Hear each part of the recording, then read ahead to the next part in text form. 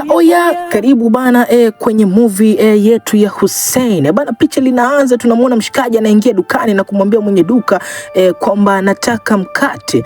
Bana, mwenye duka anashangaa sana kwamba unataka mkate? Unataka mkate na tuko kwenye mwezi mtukufu wa Ramadhani, unatakaje mkate tena katika mwezi mtukufu wa Ramadhani na ni mchana, watu wako kwenye saumu?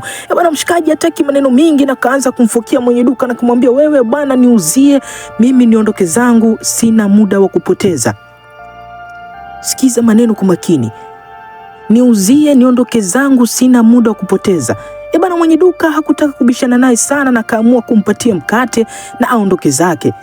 Bana, mshikaji kaja juu na kumwambia mambo mengine ya kufuatiliana mimi siyapendi. Bana, mshikaji kachukua mkate wake na kaamua kuondoka. Mambo ya slow motion. Bana, kuna wana wengine wanatuaibisha jamaa, mwezi mtukufu Ramadhani unaendaje kuomba mkate?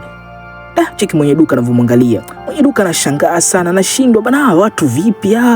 Mbona ikifika mwezi mtukufu Ramadhani wengine wanajitolea masababu ya kuumwa na vidonda vya tumbo.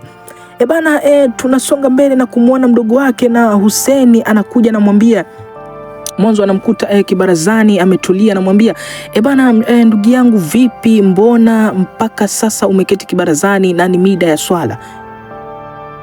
Nisikize kwa makini, ni mida ya swala na mpaka sasa wewe umeketi kibarazani, hauendi msikitini? Mshikaji sema kiburi kimemwingia sana. Yani kiburi kimemwingia, yani hataki hata mambo ya kusikia ya kuswali wala chochote. Makosa mawili ameyafanya. Kwanza, hataki kufunga. Pili, na hataki kuswali. Sijui kama washikaji kama hamu nao kwenye mitaa yenu, hebu tuambieni hapo kwenye comment section. Bana, mshikaji kamuonesha mdogo wake dharau na kuambia kwamba mimi msikitini siendi, na inasikitisha sana. Inasikitisha. Bwana, mshikaji mcheke anavyofoka mshikaji anafoka sana na kusema, kwani hao watu vipi mpaka wanifuatilie? Kila mtu usiangalie maisha yake, kila mtu usiataenda peke yake na amali zake. Yani yeye kazi yake kuketi na wana ambao ndo kama hao tunawaona, hao ndo washikaji zake, kina Ruki na Raka, Ruki na Raka wanamwambia, wewe vipi bwana, mbona jana ulikuja kijiweni? Washikaji wana kijiwe chao wenyewe cha kutafuta riziki. Bana, wanajaribu kufokeana hapa, sijui kuna kitu gani walikosania.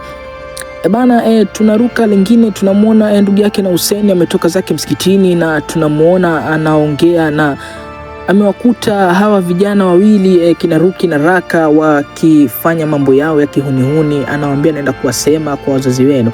Bwana, Ruki na Raka wanakuwa na wasiwasi na kumwambia, bwana shehe tulia, shehe usitufanyie hivyo bwana.